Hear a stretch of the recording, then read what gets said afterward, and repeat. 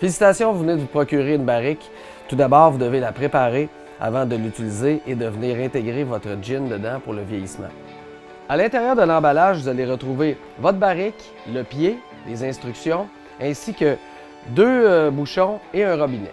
Je vous suggère d'utiliser une tôle à biscuit afin de déposer votre baril, car lors du processus pour le rendre étanche, il est possible que du liquide s'écoule. Vous utilisez les bouchons qui vous sont fournis dans la partie inférieure avant d'y insérer le liquide. Faites bouillir de l'eau et remplissez la barrique à 1/3 de sa capacité avec cette eau bouillie.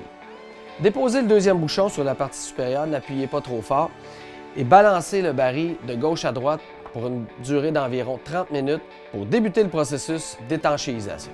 Une fois la barrique refroidie, videz-la et remplissez-la d'eau froide en la laissant sur le plateau. Il est possible que de l'eau puisse fuir de la barrique. Pas de panique, c'est un processus qui est normal. Tout dépendamment du format de la barrique, du bois utilisé, il peut s'écouler en 30 minutes et 4 jours, le temps que la barrique soit complètement étanche. Pendant le processus, n'hésitez pas à remplacer l'eau à l'intérieur, cela va vous permettre de valider si la barrique est étanche. Après avoir rendu votre barrique étanche, il est possible qu'elle fuit. Cependant, il y a une solution. Sur le site de Genius, vous pouvez vous procurer de la cire d'abeille. C'est très simple, vous n'avez qu'à la faire fondre et venir l'appliquer là où il y a la fuite. Une fois la barrique hermétique, videz l'eau à l'intérieur, remplissez-la à nouveau d'1/3 d'eau froide et venez intégrer 2 cuillerées de bicarbonate de soude. C'est ce qu'on appelle le procédé de neutralisation.